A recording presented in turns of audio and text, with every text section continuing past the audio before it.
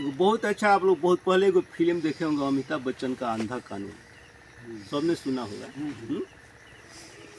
जिस देश में महंगा पानी और सस्ता खून है, ये अंधा कानून है, ये अंधा कानून है। ये बात सही है कि नहीं? पानी बहुत सस्ता है, महंगा है इस देश में, और खून सस्ता हो गया। देखिए मर्डर आए दिन हिंसा होता है, 1 मिनट में किसी की हत्या की जाती है, उसका पैसे का कोई मोल ही नहीं है कि नहीं? यह देश में देख तो यहाँ से बात नहीं है। सुप्रीम कोर्ट में इस देश में, पूरे भारत में, और छोटे न्यायालय से लेकर निम्न न्यायालय से लेकर उच्च न्यायालय तक करोड़ों फाइलें केस मुकदमे के पड़े हुए हैं आज़ादी के बाद से। ऐसा है कि दादा लड़ता था मुकदमा और पोता लड़ रहा है, अभी भी कोर्ट में दौड़ रहा है, उसको आज तक न्याय नहीं मिला। न्याय इसलिए नहीं मिला कि ये कोलोजियम सिस्टम जो है न्याय प्रणाली को रोक के रखता है, क्योंकि कोलोजियम सिस्टम पर जो है से कि परिवारवाद है। परिवार के लोग ही कोलोजियम सिस्टम को बनाए हैं सुप्रीम कोर्ट में, और वे अपने लोगों को ही अपने से नियुक्त करते हैं जज को। हाई कोर्ट में और सुप्रीम कोर्ट में जो जजों की नियुक्ति होती है उसमें कोई कंपटीशन नहीं है, वही लोग नियुक्त करते हैं। तो परिवारवाद वहाँ पर है, और कहा जाता है यहाँ लालू जी के पास परिवारवाद है, तो कहा जाता है कि गांधी परिवार में, गांधी के नेहरू के परिवार में परिवारवाद है। लेकिन यह जो परिवारवाद इस देश में चल रहा है, इस पर कोई बोलने के लिए तैयार नहीं है। और यह परिवारवाद जो है इस देश के लिए सबसे खतरनाक है। क्या है कि वो head of department of the India, पूरे पार्लियामेंट के पूरी देश की व्यवस्था को जो है कि देखने वाला क्या है, भारत का संविधान है, कानून है, और वो कोलोजियम है।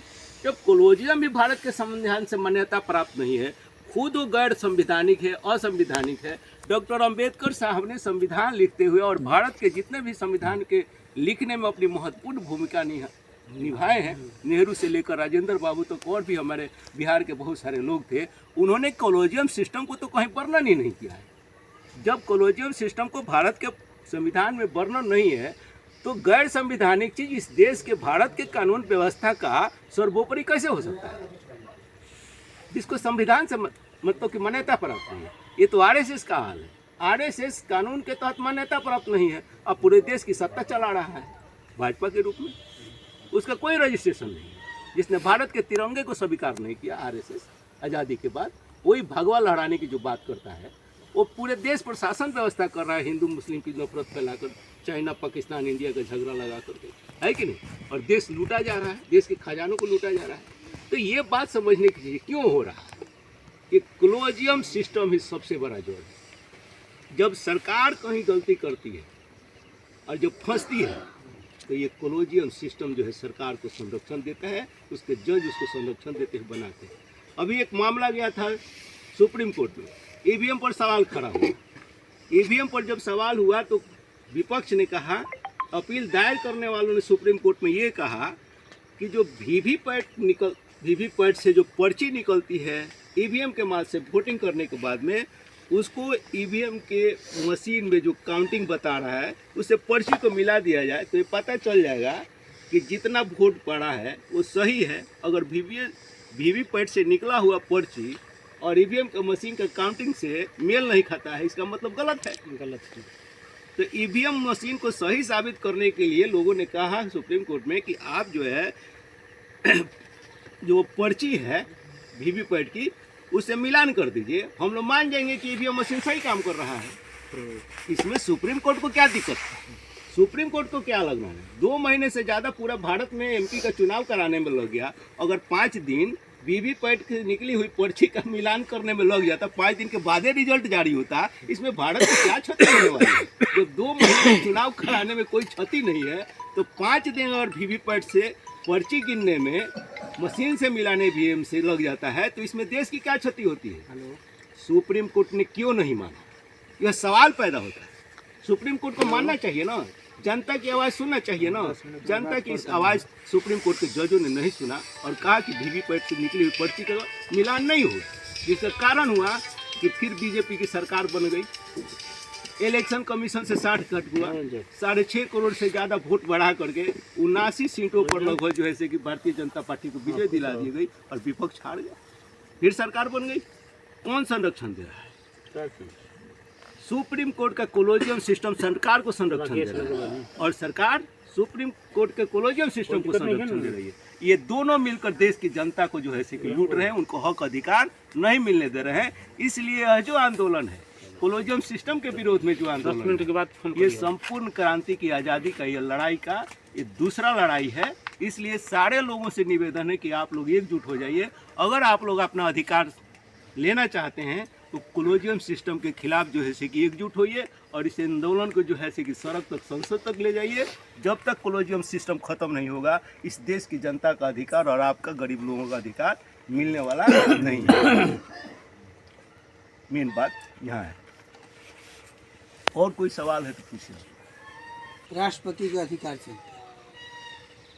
अभी मैंने द्रौपदी मुर्मू जो है, श्रीमती द्रौपदी मुर्मू जी थे, मैंने ये इसमें उनकी क्या भूमिका है? यानी जो सुप्रीम कोर्ट में लोग जाते हैं वहाँ उनकी हार हो जाती है तो राष्ट्रपति के पास जाते हैं। दो बात है कि आपने कहा कि राष्ट्रपति का अधिकार है सुप्रीम कोर्ट पर, एक बात आपने कहा। फिर कहे कि सुप्रीम कोर्ट में हार जाते हैं तो लोग राष्ट्रपति दो बात है। पहला बात तो समझिए कि सुप्रीम कोर्ट पर राष्ट्रपति का जो अधिकार की बात कर रहे हैं, न प्रधानमंत्री का अधिकार है, न राष्ट्रपति का अधिकार है, न मंत्रिपरिषद का अधिकार है।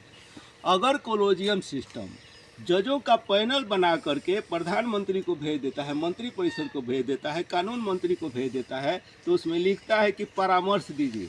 इस परामर्श का मीनिंग है सुप्रीम कोर्ट का सलाह नहीं, स्वीकृति,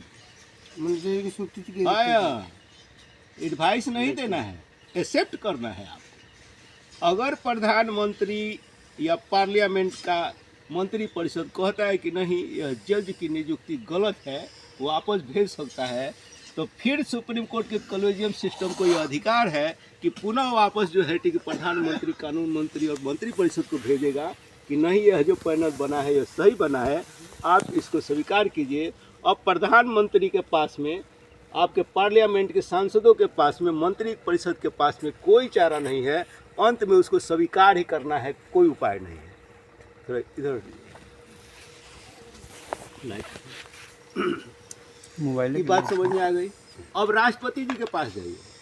राष्ट्रपति को सिर्फ इतना ही अधिकार है कि यह जो पैनल चला गया सुप्रीम कोर्ट के चीफ जस्टिस को अपॉइंट करना है, तो राष्ट्रपति महोदया या महोदय सिर्फ कोलेजियम सिस्टम के माध्यम से चुने हुए सुप्रीम कोर्ट के चीफ जस्टिस को शपथ दिलाएंगे या दिलाएंगी, उसमें हस्तक्षेप कुछ भी नहीं कर सकते। राष्ट्रपति को भी इस देश में एक अधिकार नहीं है कोलेजियम सिस्टम पर। इसलिए ये बहुत डेंजर मामला है कि जिस पर राष्ट्रपति का अधिकार नहीं हो, प्रधानमंत्री, पार्लियामेंट सिस्टम को अधिकार नहीं, इस देश की जनता का अधिकार नहीं है और भारत का संविधान के अनुसार वो है नहीं, वो आपके इस देश पर राज कर रहा है, पूरा पीट रहा है हथौड़ा। यह बहुत बड़ा घातक है। इसलिए सुप्रीम कोर्ट की कोलेजियम सिस्टम के खिलाफ पूरे जनता को लड़ाई लड़ना पड़ेगा। जब तक ये कोलेजियम सिस्टम नहीं खत्म होगा, ये मनमाना जो है कि 300 घरानों का सुप्रीम कोर्ट में चलता रहेगा। आपके घर के बच्चे कभी सुप्रीम कोर्ट के जज नहीं बन पाएंगे। अगर बन भी गए तो उनको वहाँ गुजारा नहीं होगा, कहीं नहीं फंसा करके उनके कैरियर को चौपट कर दिया। यह भी होता है और वो जाते भी हैं तो चुपचाप मुर्गे की तरह, जो ऊपर से आदेश होता है, जज चले भी गए तो उसका पालन करते हैं, वो विरोध नहीं करते। ऐसा उदाहरण भी देश में है। एगो कलकत्ता हाई कोर्ट के जज थे, वो जो है कि कानून व्यवस्था में, न्यायपालिका में जो भ्रष्टाचार था उस पर उन्होंने बोल दिया। न्यायपालिका में, उनका नाम मुझे अभी याद नहीं आ रहा है, आप गूगल पे सर्च कीजिए, आपको मिल जाएगा कि कलकत्ता हाई कोर्ट के कौन से जज थे जिन्होंने भ्रष्टाचार के न्यायपालिका में भ्रष्टाचार के विरोध में बोला। उस जज को जो है कि गोगोई ना, वो नहीं थे, वो तो भाजपा के निकल गए, गोगोई साहब, ठीक है। उनको जो है कि उन पर मुकदमा चलाया गया। मुकदमा चला करके जो है कि उनको सस्पेंड कर दिया गया और सस्पेंड करके साहब उनको जेल भेज दिया गया। आप क्या समझते हैं कोलेजियम सिस्टम को? कोलेजियम सिस्टम सच बोलने से जुबान पर लगाम लगाता है कि एक जज भी सच नहीं बोल सकता, वो है कोलेजियम सिस्टम। अगर जज को सच बोलना है तो कोलेजियम सिस्टम को ख़त्म कराना पड़ेगा। कंपटीशन से इस देश में कोलेजियम सिस्टम के हटाने के बाद में कंपटीशन से जजों की नियुक्ति हाई कोर्ट और सुप्रीम कोर्ट में करना पड़ेगा। जब ये ईमानदार लोग जाएंगे, कंपटीशन से जाएंगे, तब जो है से कि आपको न्याय मिल पाएगा।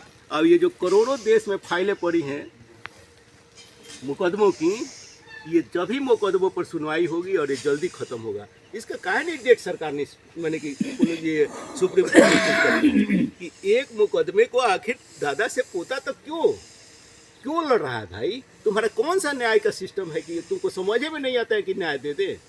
हैं? समझ में नहीं आ रहा है कि न्याय दे देना चाहिए? क्या तुम ढूंढ रहे हो कि तुमको नहीं मिलता है?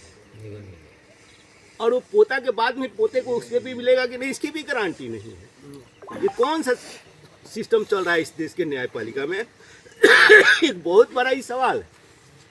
तो ये जो सिस्टम बना कर रखा गया है कि इस देश के लोग जो है केस मुकदमे में फंसे रहे।